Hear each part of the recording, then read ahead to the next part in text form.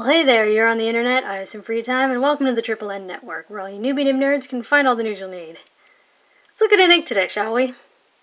Now, today's ink, like a couple inks earlier this week, is causing some problems for my camera. A lot of cameras have trouble negotiating blue, and the thing is, although this is Sheaffer Skrip Green, it is so very blue, and I think that's freaking my camera out, and it can't really figure out what to do with itself. So I shall attempt to correct it in post. Oh wow, that's really turning it green. It's much more of a aqua. I mean, it really is. This is probably one of the most aqua colors I've ever encountered. It is blue and green, and yeah. One time I got a set of cartridges of this ink, and I thought it was turquoise, because there are a lot of turquoise, and this looks like the stone turquoise in real life, not what the camera's doing to it. So I thought they were turquoise cartridges, but this is what Sheaffer turquoise looks like. So yeah, next to each other, this looks green. Yeah. So the two pens that I used were these. I felt it was appropriate to actually use a Sheaffer, so I used a Sheaffer 100, which I believe they only come in medium, which this is. However, this is probably one of my most moderate pens. This is actually, it writes more like a fine, and it's very, I'd say it's slightly dry. So yeah.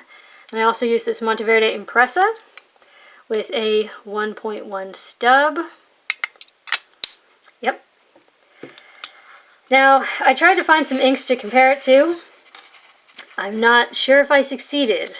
Yeah, so here's Sheaffer Skrip Green. Here's Diamine Marine, which is actually remarkably close. I'd say maybe Marine is a teeny tiny bit more green. And then Diamine Steel Blue, which I'd say is definitely just a little bit more green, which is funny because it's supposed to be green. But yeah. Okay. Now I wanted to see what this ink could hold up against. Denatured alcohol did absolutely nothing, but this was before I decided to remove it from these tests. As you can see, water really got it moving. But what's kind of amusing is hydrogen peroxide just kind of moved it around. Or, sorry, ammonia pen flush just kind of moved it around. Hydrogen peroxide really started to break it up. 1/3 bleach solution, you wouldn't even know it was ever there. So, if for some reason you can't get this out of your pen, I'm not telling you to use bleach, and if it ruins your pen, you are a grown-up, you are a sentient being, you chose to, it's not my fault, I'm just saying it. Never mind, moving on. Let's check out the chromatography. Here's how you're supposed to do the chromatography. You can barely make out where the ink was initially put, which was right there. There's a whole lot of nothing, and then you get this aqua color, and then you get this band of pretty clear blue up at the top. And here's where I let it dry, which is not how you're supposed to do it. And there's essentially no change. Maybe where it started it's a bit darker, and maybe there's a bit more of a light seafoamy color before the more green seafoamy color and the blue up at the top. But yeah, so that's probably a spoiler alert for the water resistance. Alright, paper test. Top down in density, Clairefontaine, 90 grams per square meter. Yep. When you're just looking at it like this, it looks pretty blue. It looks pretty turquoisey, like actual gemstone turquoisey. And my camera is having trouble. But yeah, there's shading. It's soft kind of shading. It's not overly intense. The Sheaffer took 4 seconds to dry. The MonteVerde took 10. And what's kind of nice, I hope this will come through, but where it's laid on thicker is where it's more green, and it really sort of highlights that aqua-ness. But yeah, water test is not great. Honestly, I think, as you can see, the water got behind the page when I was trying to do the water test, and stuff exploded, and it made a mess, and it was not good in that regard. But yeah. Next up is Fabriano paper, which I've come to love, especially for testing, because it tends to be able to handle a lot of inks that other papers just can't. And here I feel like we really see, first of all, the halo effect. And also where it's laid on thick, you get more of a green in that aqua, which is really nice. Yeah, the Sheaffer took 7 seconds to dry. The MonteVerde Stub took 16. It doesn't look thin or undersaturated, which is nice. It doesn't look like it needs more ink in that ink. It's pretty solid. Nice shading. I'm actually quite enjoying the color. I'm thinking about getting some more cartridges. Lovely halo effect. There's the tiniest bit of sheen around the scrubbies, the halo and the scrubbies, but I'm not going to get it on camera. I know it already, but hopefully you'll take my word for it. Now, here's where we see that complete lack of resistance to water. We can sort of make out some of the stuff that was in the stub, but that's about it. And as you can see, it's mostly kind of, yeah, it's gone.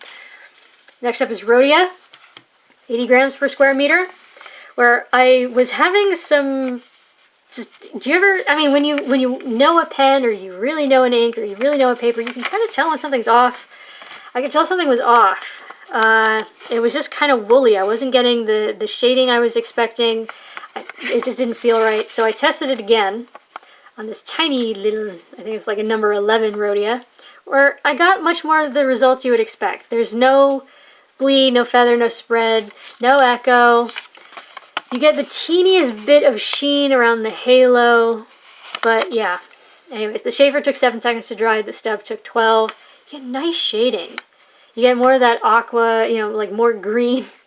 I keep acting like it's supposed to be an aqua ink, but no, the green looks more green where it's laid on thick. And yeah, again, that's really, really gone. This stuff down here kind of remained. I don't know why, but it's really not water resistant. Next up is Tomoe River paper, which looks beautiful. It looks really beautiful on here. I hope this comes through. You get this very distinct halo.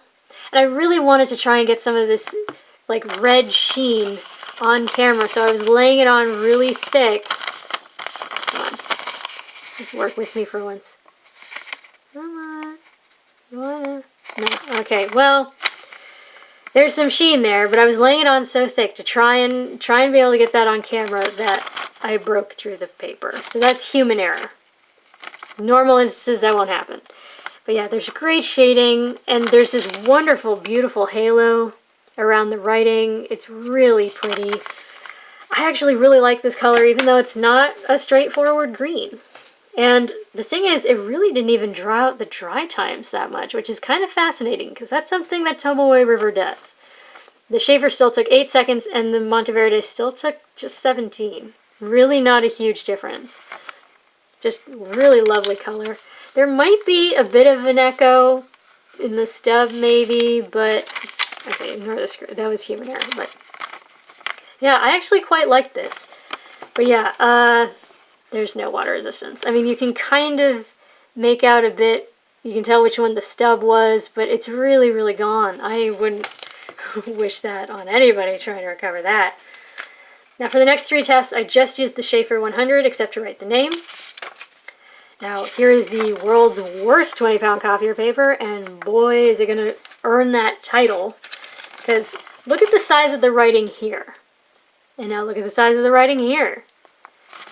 Insane amounts of spread. And we lose all shading, so we lose that nice contrast of the green aqua versus the blue aqua. Took 1 second to dry. It's fairly woolly looking. But what's interesting is we don't actually get that many feathers. We look, I mean, slightly woolly, but we don't really get feathers. Pretty well behaved in that regard. Oops, sorry, knocked the camera. Now, we do get a couple of spots. Hopefully you see how, like, you get, like, hints of stuff, a little bit, but it's not awful. Really wasn't too bad. That's the Stub right there. Really not so bad. In that regard, it's great. So except for spread, you know, not a lot of feathers, not a lot of bleed. That's nice. Now, the water test is pretty awful. That feathered and exploded letters are overlapping. That would be a pain in the butt to recover. Man, this paper hates water. Now, next up is Mead Notebook Paper, which is thinner than 20-pound copier paper and actually cheaper, I think. But It tends to outperform the 20-pound copier paper, and it kind of did, except here we have feathering. But we don't have nearly as much spread. And we have no bleed whatsoever. I mean, we have something maybe almost in the scrubby, but that's it. So yeah, if you had to write on both sides of this paper, you absolutely could. Heck yeah. Just don't get it wet. So yeah, it's really gone. It feathered, it exploded, these letters are overlapping, it is hideous. This paper hates water in the first place, so just meh. Lastly is Moleskine Notebook Paper, which I hate because it hates ink, as you can tell. Look at how like gross and woolly that got. That's just nasty. And for some reason it took 3 seconds to dry, despite it obviously soaking into the paper. And you have no real shading. You have these really nasty feathers. It's just hideous looking. It's not good. I don't like looking at it. And what's absolutely amazing is it's like it broke up the ink and just spread it around in this pool. It's just an utter mess. It's like there are no letters anymore. There is just this color. And even though that pen is slightly dry, it writes more like a fine than a medium. It is so friggin' moderate. We get bleed. We get dots of bleed across every single letter. I hate this paper. Anyways, yeah, so there you go. For your consideration, Sheaffer Skrip Green. It's actually more of an aqua turquoise. Yeah, I actually found myself really liking it. It looks really, really good on the premium papers. On cheaper papers, it's actually fairly well behaved. Moleskine doesn't count because that is the bane of my existence. It is my nemesis and I hate it. Anyways, it's actually a really pleasant color. If you're looking for a green, don't get Skrip Green. If you want something really kind of unique and kind of beautiful, at least try a sample. It's extremely easy to clean out of your pens. Yeah, try it. Seriously. If you have this ink, I'd love to hear from you. Leave a comment down below. For your consideration from the Triple N Network, if you liked the video, please give it a thumbs up. If you'd like to see more, please subscribe to the channel. And thanks for watching. Bye.